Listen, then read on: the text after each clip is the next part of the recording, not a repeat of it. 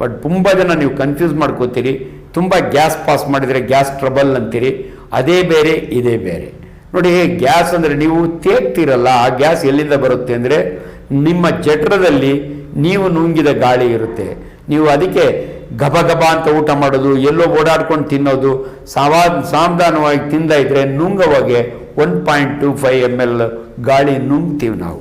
ಅದು ಜಠರದಲ್ಲಿರುತ್ತೆ, ಅದು ಈಚೆಗೆ ಬರುತ್ತೆ. ಅದನ್ನೇ ತೇಗೋನು ಅಂತ ತೇಗ್ತಾರೆ. ಕೆಲವರಂತೂ ಸೈಕಲಾಜಿಕಲಿ ಎಷ್ಟು ಜೋರ ತೇಗ್ತಾರೆ ಅಂದರೆ ಗಂಡ ಹೆಂಡತಿ ಮೇಲೆ ಹೇಳ್ತಾನೆ, ಅಯ್ಯೋ ಡಾಕ್ಟ್ರೆ ನನ್ನ ಹೆಂಡತಿ ತೇಗಿದ್ರೆ ಪಕ್ಕದ ಮನೆಯವರೆಲ್ಲ ಗಾಬರಿ ಆಗ್ತಾರೆ, ಹಂಗೆ ತೇಗ್ತಾಳೆ ಅಂತ.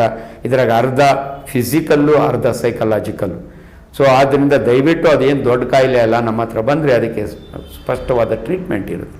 ಇನ್ನೊಂದು ಈ ಗ್ಯಾಸ್ ಪಾಸ್ ಮಾಡೋದು ಇದೆಯಲ್ಲ ನೋಡಿ, ಈ ಗ್ಯಾಸ್ ಬೇರೆ. ಇದು ಕರುಳಿನಲ್ಲಿ ನಮ್ಮ ಬ್ಯಾಕ್ಟೀರಿಯಾ, ಕರುಳಿನಲ್ಲಿ ಬ್ಯಾಕ್ಟೀರಿಯಾ ಇರುತ್ತೆ. ಗುಡ್ ಬ್ಯಾಕ್ಟೀರಿಯಾ ಅಂತೀವಿ ನಾವು, ಫ್ರೆಂಡ್ಲಿ ಬ್ಯಾಕ್ಟೀರಿಯಾ ಅಂತೀವಿ.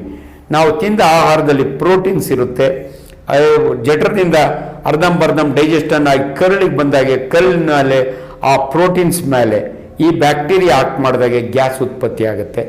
ಆ ಗ್ಯಾಸನ್ನು ನೀವು ಮೋಷನ್ ಮಾಡೋ ಜಾಗದಲ್ಲಿ ಗುದದ್ವಾರದಲ್ಲಿ ಪಾಸ್ ಆಗುತ್ತೆ.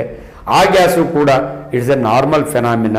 ಒಬ್ಬ ಮನುಷ್ಯ ಒಂದು ದಿನಕ್ಕೆ 200 ml ಇಂದ 2 ಲೀಟ್ರ್ವರೆಗೂ ಗ್ಯಾಸ್ ಪಾಸ್ ಮಾಡಬಹುದು. ಗ್ಯಾಸ್ ವಾಸನೆ ಇರುತ್ತೆ.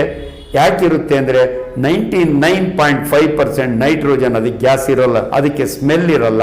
ಆದರೆ 0.25% ಭಾಳ ಮಿನಿಮಲ್ ಇಂಡೋಲ್, ಸ್ಕೆಟೋಲ್ ಇವೆಲ್ಲ ಇರ್ತವೆ. ಅದರಿಂದ ಗ್ಯಾಸ್ ವಾಸನೆ ಇರುತ್ತೆ.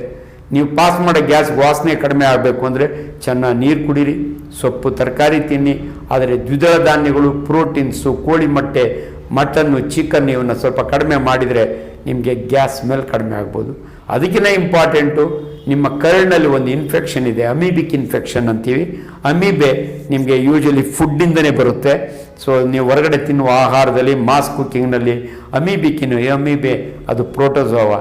ನಿಮ್ಮ ದೊಡ್ಡ ಕರುಳಿನಲ್ಲಿ ಅಮೀಬಿಕ್ ಅಲ್ಸರ್ ಅಂತ ಆಗುತ್ತೆ, ಅಮೀಬಿಕ್ ಹೆಪಟೈಟಿಸ್ ಅಂತ ಆಗುತ್ತೆ, ಅಮೀಬಿಕ್ ಲಿವರ್ ಆಪ್ಸೆಸ್ ಅಂತ ಆಗುತ್ತೆ.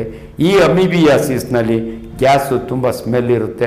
ಅದರಿಂದ ಅದನ್ನು ನೀವು ವೈದ್ಯರ ಹತ್ರ ತೋರಿಸ್ಕೊಂಡು ಅದಕ್ಕೆ ಕರೆಕ್ಟ್ ಆದ ಟ್ರೀಟ್ಮೆಂಟ್ ತೊಗೊಂಡ್ರೆ ನಿಮಗೆ ಪ್ರಾಬ್ಲಮ್ ಇರೋಲ್ಲ.